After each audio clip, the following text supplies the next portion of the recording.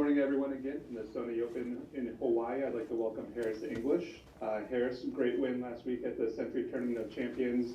What's it been like these last couple days, balancing, celebrating the win, but then also getting ready to compete and hopefully win again here this week? Yeah, it's been great. Had a lot of friends out here come up and say congratulations, and obviously a lot of texts and phone calls from friends and family. It's been awesome.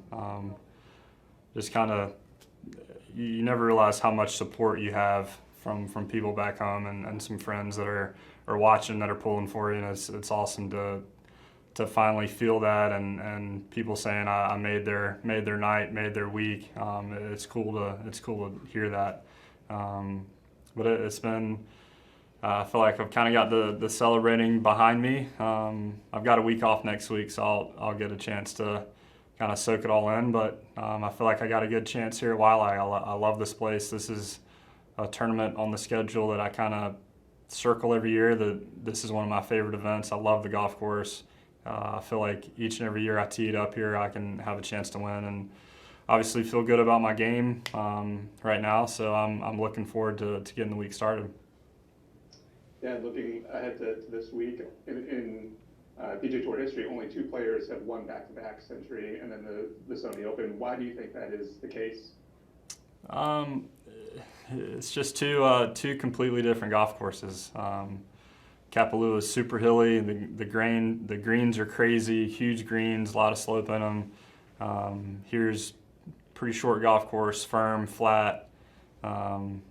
I don't know. I mean, maybe they're tired. Maybe they relax a lot after the win at Kapalua. I'm not really sure. I know Justin did it most recently, so I'm hoping to put myself in a position to have a chance coming down the stretch to win again. All right, very good. At this time, I'll open it up to questions, and I'll start with Ben Everill of PGAtour.com. Thanks. Hey, mate. How you going again? Ben, good to see you again. Yeah. I just realised that you were using that putter that you had from decades ago last week. Can you run us through the story of, I guess, why you benched it, why you brought it back, and how it's an old faithful? Yeah, so I started putting with that my senior year of college. I guess I was playing ping clubs at the time back in college, and I guess they sent a couple putters to Georgia where I was at, and my assistant coach took it out to the putting green, and he was like, man, if I can make these putts, I'm a terrible putter. If I can make putts with this putter, anybody can putt with it. Like, it's the best thing going. So I started putting with it. It's called the Ho-Hum. Pretty funny name, but putted really well my senior year with it. Almost won a national championship with it. It was the Nationwide Tour event at the time, Korn Ferry event, the Columbus event. So played the Walker Cup with it, and so I've had now 2 wins with that Ho-Hum putter, and then another win with another ping mallet called the Gnome. But after my 2013 year, I switched to Callaway, so obviously couldn't putt with the ping putter those 3 years. But it's kind of been a staple that I always go back to. It's something with the face is pretty soft. It's very unique, easy to aim. So I mean, there's a reason why I go back to it. It's kind of an old faithful putter, and I feel like I've had some of my best putting weeks with that putter. Cheers, mate. Thanks. Yep. All right, next we'll go to Doug Ferguson, please. Harris, outside of your favorite astronaut, I had another question that just came up. Sorry about that. Why did you go to Callaway after 13? I mean, obviously. They made a nice offer, I said. Yeah, they made a nice offer. I just won twice in 2013, and I guess I was the next up and coming star, and yeah, it was a great offer, and they're super nice guys. I'd known a lot of the guys from out here on the PGA Tour that worked on the truck and really liked them, and Chip Brewer was a great guy. I went out there to visit them, and it was awesome, and it was kind of like you're getting recruited, and it was a cool experience. I met Roger Cleveland, is one of my favorite guys, obviously one of the best wedge makers ever. So there are a lot of characteristics that I really enjoyed about that company, and had a good run with them. Played really well in 2014, and but then after my contract was up, decided to get back to Ping. It's kind of where I felt more comfortable. I'd played Ping clubs since I was probably 12 years old, and just have a lot of confidence in them. I mean, it's tough to say, but it was a good run when I was in my mid-20s. But I feel like I'm really, really happy with what Ping is doing, and confident in what I'm playing right now. I guess, was there any, I mean, all the equipment's good out there across the board, but I mean, there's been stories over the years of making switches, and, you mentioned 14 being a good year, but when you started to tail off, was there any part of you that allowed yourself to think, man, I should have stuck with Pink? Well, anytime you switch clubs, you gotta, there's an adjustment period, and it's tough. I mean, you get used to something, and for me, I never really knew my specs of my irons or why I played a certain driver shaft or really anything like that. And once I went to Callaway, I kind of had to relearn why I played certain things or why I had half-inch long, degree upright, stuff like that I really had no idea why I did it, or just Ping. I'd done that since I was a kid, and it was a lot of new information, stuff that I'd never thought about before, and it's definitely an adjustment period, and I'm kind of back to not really knowing what I play. Ping does it all, and I have full trust in those guys to put stuff in my hands that they know works and I know works, and it's just that trust factor that playing stuff that I've looked at for now 15, 18, 20 years. Very good. Thanks, Harris. I'll Yep. come back with it. All right, next we'll go to Brian Wacker, please. Hey, Harris.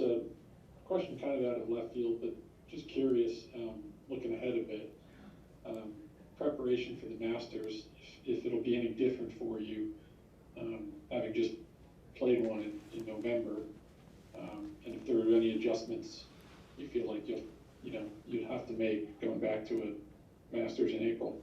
Yeah, well, I actually didn't play in November, so I was sitting at home watching it on TV, but I've played in 2 Masters before.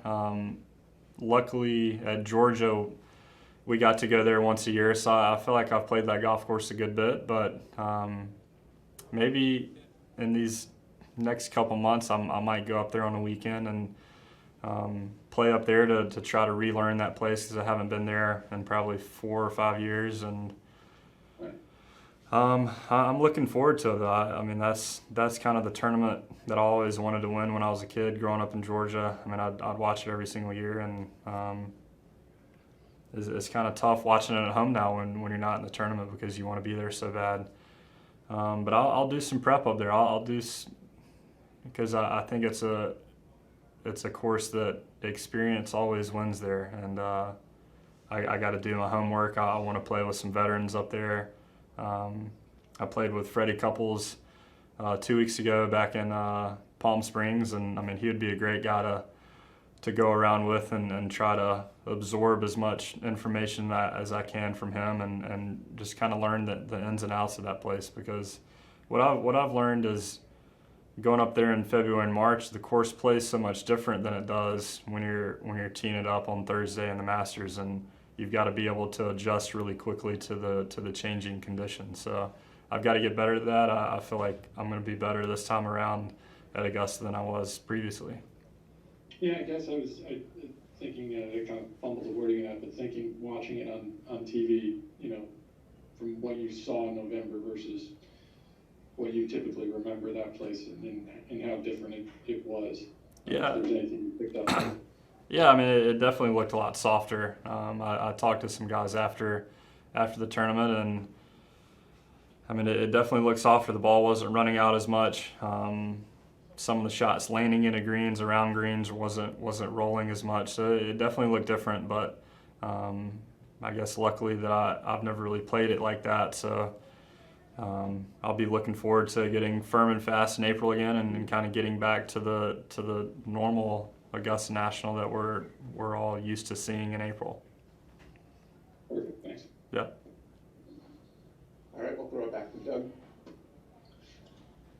just getting warmed up here, Harry.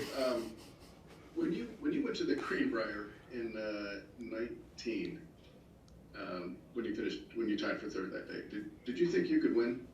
When you got to the tournament, did you think? I mean, if you were really honest with yourself. I would say no. That wasn't my goal. My goal was to, I don't know, top 10, top 20 to Have a good week. get everything rolling in the right direction, because it had kind of been rolling backwards for a while. So I kind of just wanted to have a good week to take something positive from a tournament that I could then go to Jackson with some positive thoughts and just keep it rolling. And I don't know, it was kind of that session back in Athens, kind of back in my familiar territory at the UGA golf course, that I don't know, I got some confidence. I had a really good driving range session with my coaches and my coach back home in Sea Island, and they were kind of pumping me up of like, man, this is, you're back, you're ready to get rolling. And I just kind of I trust them of they had seen me for a while, they'd seen me play some really good golf, and they weren't just blowing smoke. I mean, they truly believed that I was ready to go perform, and it's been a whirlwind since then. But I guess they could say they saw it coming from there. Okay, and I'm going to really take you back in memory now, but I think, unless I'm missing something, I think Sony in 12 would have been your first tour start. It was. Is that right? It was, yeah. Did you think you could win that week? No, I was just, you kind of start out of just like making cuts. Like, I remember my mom would text me like, at least you made the cut, or like, great job making the cut. So that you just kind of ease into it. I mean, I remember coming out here, I think I roomed with Brian Harmon at the Kahala this week, because we didn't want to pay so much to stay in a hotel room by ourselves. So it's just little stuff like that you're just trying to get used to it. And that's why it's so hard being a rookie, because you don't really know what you're getting yourself into. You've never seen the golf courses before. And it's crazy how your expectations change. I mean, now my mom doesn't text me like, at least you made the cut, now when I finish 55th or something. But yeah, I mean, this is where I got my start, and I love this place. I mean, this is one of my favorite golf courses, and will always kind of have that special place in my heart of kind of where my tour career started. But I guess kind of the root of that question is winning in Columbus, which is always a strong course and a strong field, and still being in college is a pretty big deal. And I'm wondering how much belief that gave you about yourself as you turned pro. Yeah, it was huge. And you made it to the tour later. Yeah, it was really big. I'd won the Southern Amateur the week before down at Innisbrook, which is a tour course, and had a lot of confidence going into Columbus. And it was weird that week I think there was only one day where I played with an actual pro. So I played with, I was paired with Peter Uihlein and Bank Von Bonnage. I don't really know how to say his last name, but he played at Florida. And then I played, after the first two rounds, I played with John Peterson. So it's like I played with all these guys I was in college with, so it kind of felt like a college event. And it didn't really feel like it was a next step above, because I was just still playing with the guys I was used to playing with, and I guess that kind of helped taper down the nerves a little bit, or not feel like it was a bigger stage. But I mean, it was huge closing that tournament out. It felt similar to Sunday of I had probably a 12-footer on the last hole to win that tournament. I made it, and those are the type of things that you can draw back on when you're in those situations. Like, I've done this before. Like, this isn't that hard. Like, this is what it has felt like before. I can do it again. And that playing in those nationwide tournaments back then, when I was still an amateur, was huge for me. I think that was my third one I'd played in. I'd played the previous two at the university course in Athens. So it was a huge experience for me to not feel like the stage was too big in that situation. But you were pretty decorated coming out of college, weren't you? I mean, not compared to some other guys, but I think 4-time All-American, and I think 4 wins, but I mean, I wasn't there. I mean, Russell Henley had a lot better college career than me. I mean, there are a lot of guys that you could say were better. I wouldn't say I was the most decorated guy coming out, but had really started playing well my senior year and getting ready for professional golf. Okay. And the other thing I wanted to ask you last week, actually, when you talked about always a guy that wanted the ball with the clock winding down. I know you're not very tall, but did you play basketball? I did. I stopped in high school. I played like church league in high school with some friends that kind of played all other sports, and we'd come together and play basketball. But that was probably the sport. If I wasn't playing golf, that would be the sport I would play. I mean, obviously I wouldn't be in the NBA right now, but I love basketball. I love going to basketball games, watching it up close, because I think those are some of the best athletes in sports, and it's one of my favorites to watch. Can you take Woodland? Haven't played Woodland. I usually just stay behind the 3-point line. I couldn't rumble with them inside. So we could have a shooting contest and it'd be pretty good. Why didn't you do both through high school? It was tough. We had a really good high school team. I don't know. I mean, looking back, I probably should have tried, but I think it would have taken too much time away from golf. But kind of knowing what I know now, I mean, it's good to do it all when you're that young. I mean, church league was good. It was probably 2 months out of the year, and it was more relaxed and fun. And we'd have a couple practices a week, but it wasn't as intense as playing high school basketball and traveling and doing all that. I mean, one of my good friends, Russell Henley, was a really good basketball player in high school and played at Stratford and Macon, and he loved it. So I would recommend that to any kids I talk to now. I say play as many sports as you can, as long as you can, because you're never going to get that time back. Can you take Harmon? Why? Because I'm a little taller than them? We had some fun in college where some of our workouts, our trainer would mix it up and we'd go play basketball, and it was fun. I would usually have to guard Hudson, and he loves to get a little rough inside the paint. So we had some good battles. Okay, thanks, Eric. Yeah. All right, thanks very much, everyone. Thanks for your time, Harris, and good luck this week. Yeah. Thanks, guys. Appreciate it.